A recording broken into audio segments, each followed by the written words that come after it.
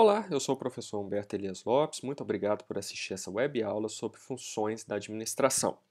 Essa web aula é a segunda de uma série de 4 aulas nas quais eu abordo as 4 funções da administração. Agora eu vou abordar o controle. Eu já falei na primeira aula sobre o planejamento.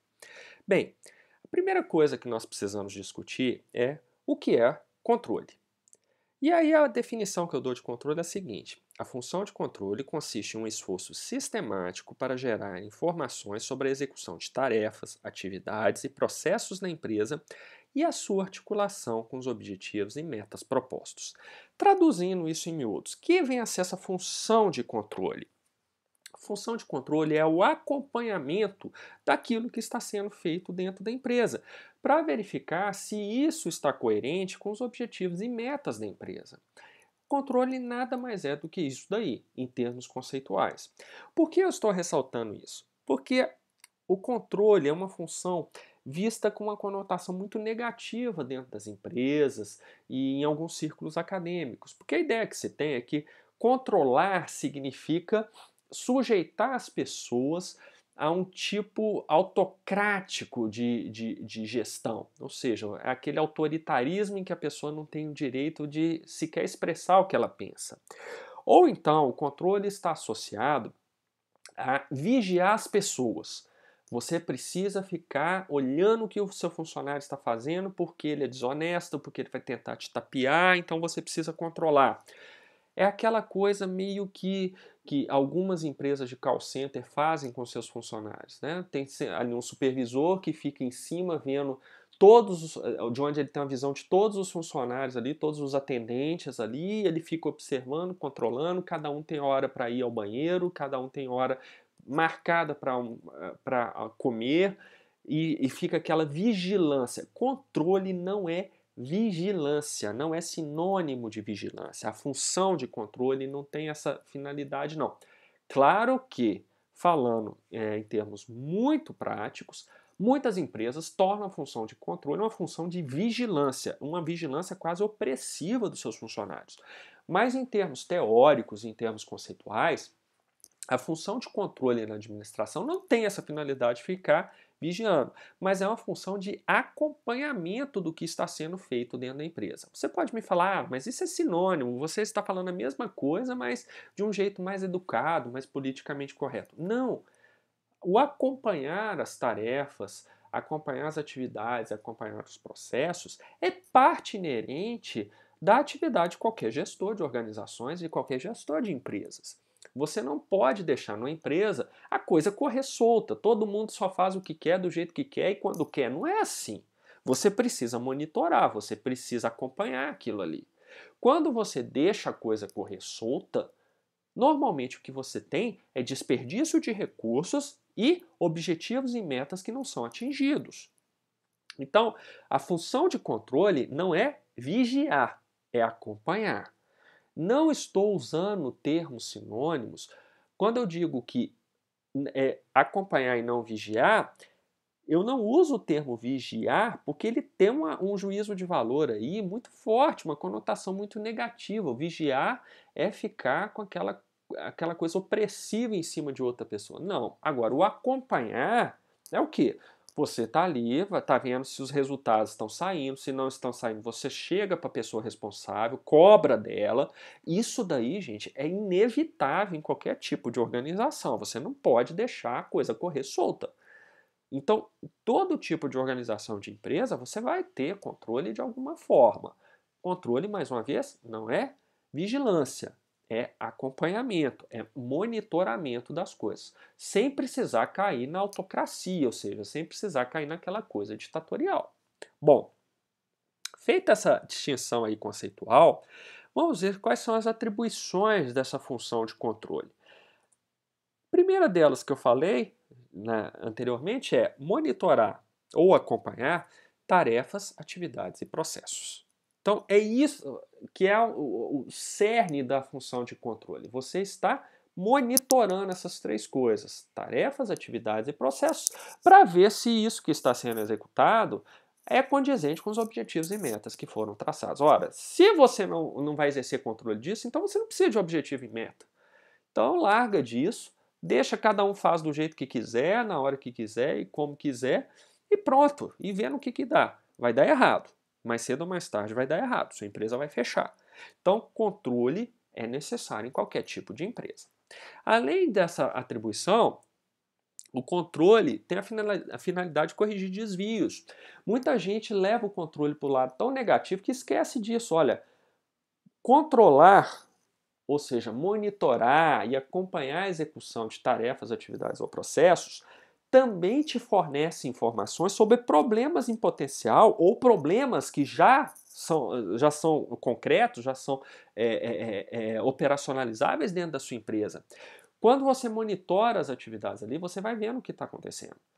Você vê se tem algum problema com algum processo, você consegue ver se alguma decisão que você tomou é inadequada para aquele tipo de coisa que você está fazendo. Quando você monitora, quando você controla, você consegue ver isso. E se os desvios já ocorreram, você consegue tomar alguma atitude para corrigir esses desvios. Por quê? Porque você já tem a informação do que você precisa fazer dada pelo controle. Você está ali acompanhando, está ali vendo, viu que deu errado aquilo ali, então você adota alguma alternativa para aquilo ali. Então a função de controlar, a função de controle é muito importante para isso também. Agora, não apenas isso, ela também serve para prevenir desvios. Ou seja, você não vai controlar só para corrigir o que já deu errado. Você vai controlar também que por meio do controle você vê coisas que potencialmente podem dar errado. E você pode, inclusive, tomar decisões que evitem o problema mais adiante. Se você monitora bem o que está sendo feito na sua empresa, ou seja, se você realmente está controlando o que está acontecendo na sua empresa, em muitas situações você vai ser capaz de antecipar problemas. Por quê? Esse controle vai te dar as informações necessárias para ver o que pode dar errado. E a partir daí você vai adotar ações preventivas, que são muito melhores do que as ações corretivas. As ações preventivas normalmente gastam muito menos recursos do que as corretivas. A corretiva significa o seguinte: olha, o problema já está aí. Agora a gente vai consertar o que já deu errado. E esse consertar o que já deu errado significa que você já gastou recursos ali. A ação preventiva significa o quê? Vamos adotar medidas para que aquele problema não ocorra. Ou seja, você ainda não gastou recursos com a ocorrência daquele problema. Você, na verdade, está evitando gastar recursos com aquilo ali. Então, a função de controle também tem essa importante característica de prevenir desvios. Bom, como é que fica o controle com as demais funções da administração? Então, a gente tem aqui a função de planejamento, a função de organização e a função de direção, que são as três que nós abordamos nas aulas anteriores. Bom, planejamento, organização e direção, em todas elas a gente vai ter alguma forma de controle. Então, no planejamento, eu também controlo. Afinal de contas, o controle não é monitorar o que está sendo feito? Você faz isso no planejamento também. Ou o seu planejamento é feito daquela forma caótica. Você larga lá e cada um escreve a coisa que der na telha e no final das contas está aqui, ó, planejamento foi o que cada um trouxe, ninguém monitorou nada, ninguém acompanhou nada, é isso aqui o planejamento. Você não faz isso. Existe um processo ordenado, um processo racional, um processo que é acompanhado. Se é acompanhado, se é monitorado, olha a função de controle aparecendo aí no planejamento. A mesma lógica no caso da direção e no caso da organização. Então, a função de controle, ela na verdade ela é importante porque ela faz parte de cada uma das outras funções também. Você controla no planejamento, controla na organização e controla na direção. Todas as três funções estão ligadas à função de controle. Bom, e aí o controle, nós temos vários tipos de controle. Aqui eu vou adotar uma notação. Em alguns livros você vai encontrar outra notação, mas eu vou fazer uma divisão aqui que acho que vai dar para entender bem o que vem a ser esse controle em termos específicos. Eu vou começar com um tipo de controle aqui, que é o chamado controle por padrões. Aí a gente vai fazer uma tabelinha aí, numa coluna o tipo de controle e a outra a sua descrição para entender aí. O primeiro padrão que nós temos é o chamado padrão de mercado. Bom, o que vem a ser esse controle por padrão de mercado? É um controle que usa critérios de mercado para avaliar os resultados. Por exemplo, Ele usa lá números como receita de vendas, né, aumento de vendas, participação de mercado, margem de contribuição, tudo isso para ver se a empresa está atingindo aqueles objetivos, aquelas metas. Por exemplo, se ela tiver por propósito aumentar a sua receita bruta de vendas em 2% de um ano para outro, então isso aí vai ser um controle de mercado. Você vai acompanhar se o que está sendo feito ali na empresa durante aquele período vai levar efetivamente ao cumprimento dessa meta aí no caso. Bom, o outro controle é o chamado controle de padrão burocrático, que usa procedimentos formais como regras, normas e políticas. Então, é aquele controle em que as pessoas dentro da empresa vão ter que agir segundo um conjunto ali de procedimentos padronizados que você tem, padronizados e formalizados. Então, são procedimentos que às vezes vão ser descritos ali no manual da empresa. Isso daí não é bobagem, não. É muito importante, por exemplo, para profissionais da área de saúde. Acontece uma epidemia. Qual que vai ser uma epidemia na cidade? Qual que tem que ser a postura dos funcionários ali dos funcionários de saúde daquela cidade? Bom, eles vão ter um protocolo lá já definido que vão dizer, olha, no caso de epidemia você age assim, assim, assim, assim. Isso é uma forma de controle, sim, um controle burocrático. Você já tem um protocolo previamente definido de procedimentos que você vai adotar para lidar com aquela crise lá, com aquela epidemia na cidade. Então isso é muito comum. O problema é que as pessoas falam assim, ó, controle burocrático já logo associa uma coisa chata, uma coisa desnecessária. Muitas vezes é. A burocracia, nossa, no setor público, como irrita a gente, como irrita. Parece que você nunca consegue fazer nada. Tudo o funcionário fala que não pode, que o manual proíbe, que o procedimento proíbe, que não sei o que proíbe. Eu sei que é chata a burocracia, mas em termos teóricos, em termos lógicos, burocracia não necessariamente leva a essas coisas. A burocracia, algum grau de burocracia acaba sendo necessário, sim, para você ter um melhor acompanhamento. E o controle burocrático vai muito nessa linha. Finalmente, o último tipo de controle é o chamado controle de clã, que usa padrões adotados pelos grupos. Ou seja, é uma forma de controle até muito mais rigorosa do que o controle burocrático, porque o controle burocrático é um controle externo, ou seja, ele é exógeno ao indivíduo. Você tem regras, padrões definidos no manual, ou numa portaria, o que quer que seja, a pessoa tem que cumprir aquilo ali. A forma de controlar, né, o trabalho é por ali. Então é externo, é exógeno à pessoa.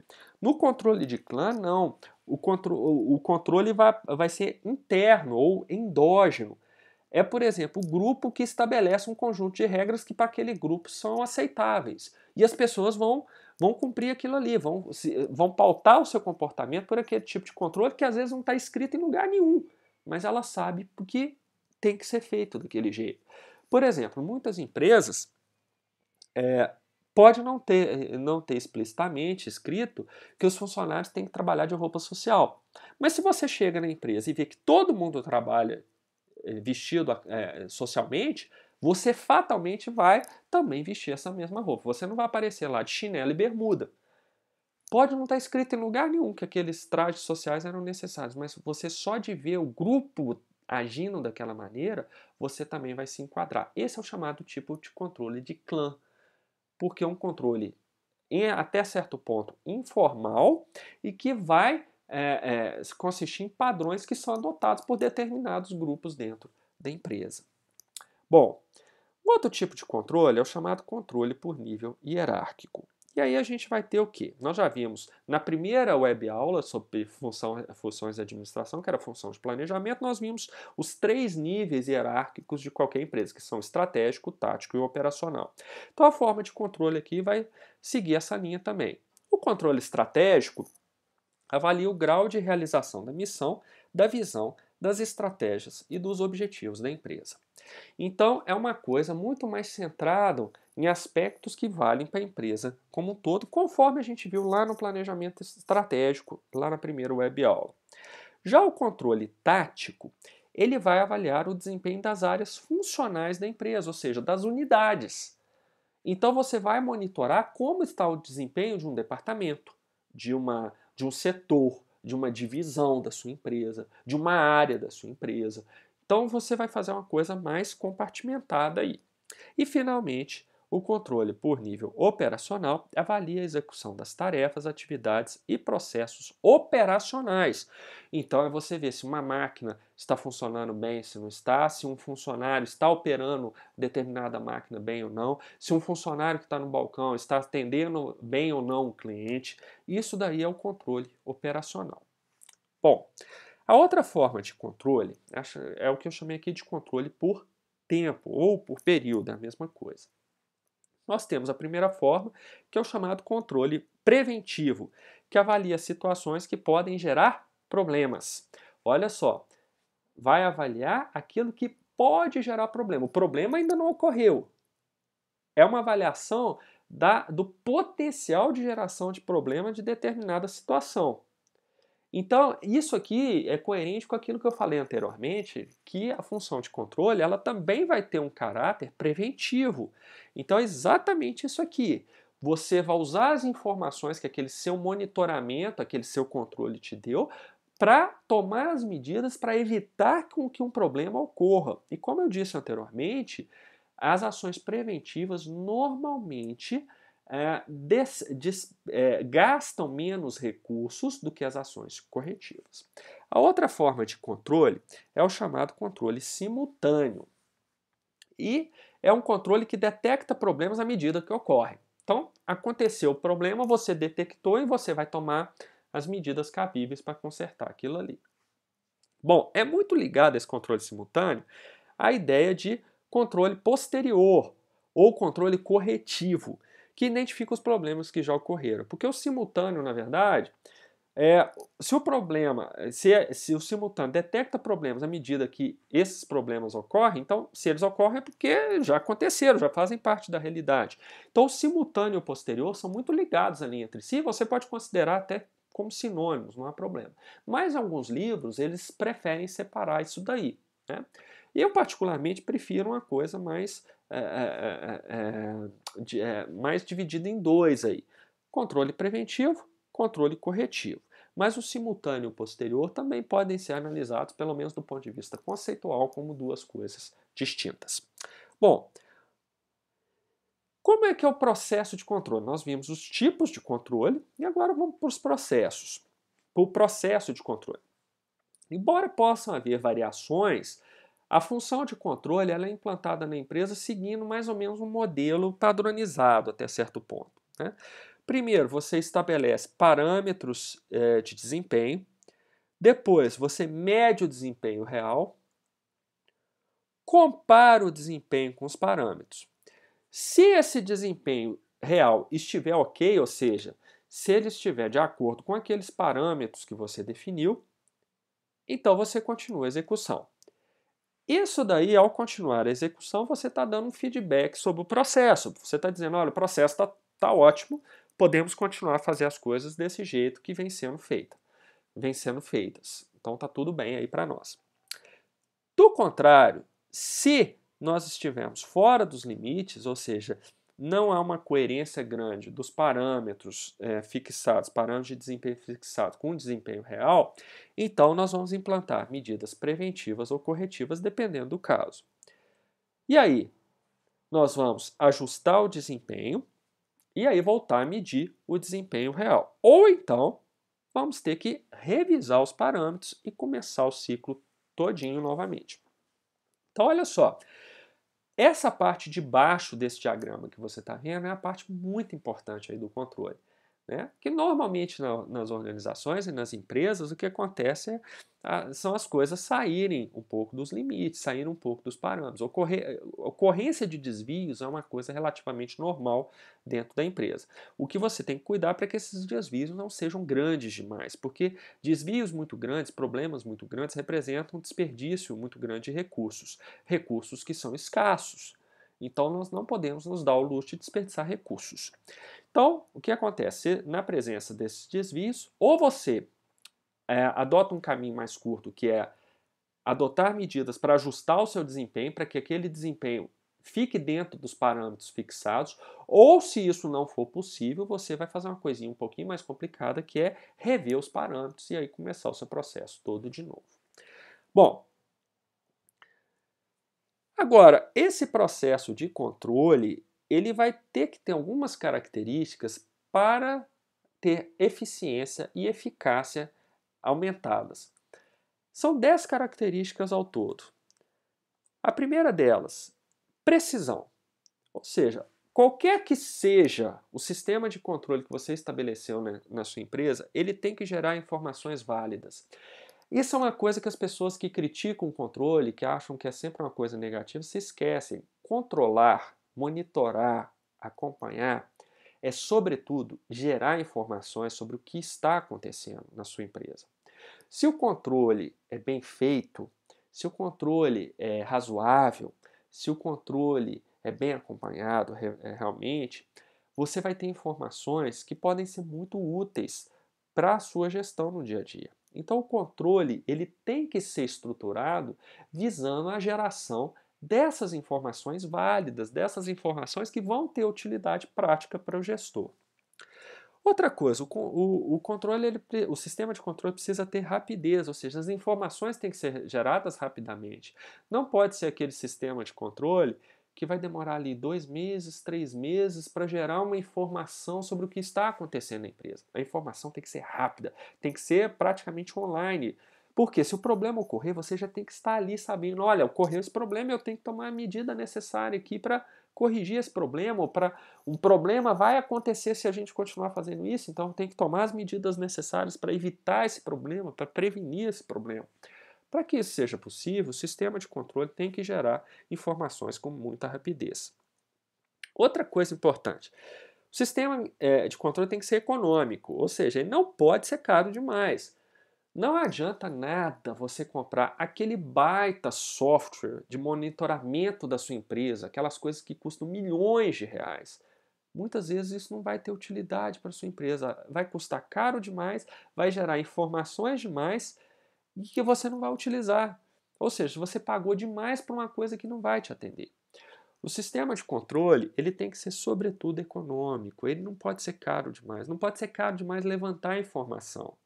Não pode ser caro demais processar a informação levantada. Então você tem que tomar muito cuidado com isso, porque as empresas às vezes se deixam entusiasmar por isso aí e acabam adotando sistemas de controles caríssimos e que dão pouco resultado. Outro item, a flexibilidade. O sistema de controle deve ter a capacidade de se adaptar. Ou seja, você não pode montar um sistema de controle que não pode mudar de jeito nenhum. Você já tem que montar sabendo o seguinte, olha, ajustes nesse sistema serão inevitáveis ao longo do tempo. E devem ser ajustes que, voltando ao item anterior, que se forem feitos, não devem tornar o sistema de controle caro demais. Outra coisa, o sistema de controle deve ser inteligível. Ou seja, ele precisa ser compreensível pelas pessoas que vão lidar com ele. Não adianta você vir com aqueles critérios de avaliação que ninguém entende. Aquele critério de monitoramento da atividade que ninguém entende. Às vezes se montam coisas, aquelas planilhas complicadíssimas, com cálculos estatísticos os mais avançados possíveis. Não é isso que as pessoas precisam. Elas precisam o quê? De um sistema. Se elas vão ser monitoradas, se elas vão ser acompanhadas, elas precisam entender quais são os critérios que estão sendo usados para fazer esse acompanhamento do trabalho delas. Então, o sistema de controle tem que ser inteligível, ele não pode ser aquela coisa complexa que só um físico nuclear com 3 pós-doutorados no exterior consegue entender. Outra coisa, ele deve ser aceito na empresa. Então não adianta você ter um sistema de controle que ninguém quer, que ninguém aceita, que ninguém segue, que ninguém com o qual ninguém concorda. Então o sistema de controle ele tem que ser aceito. Claro, ser aceito não significa que ele tem que ser unânime aí na empresa.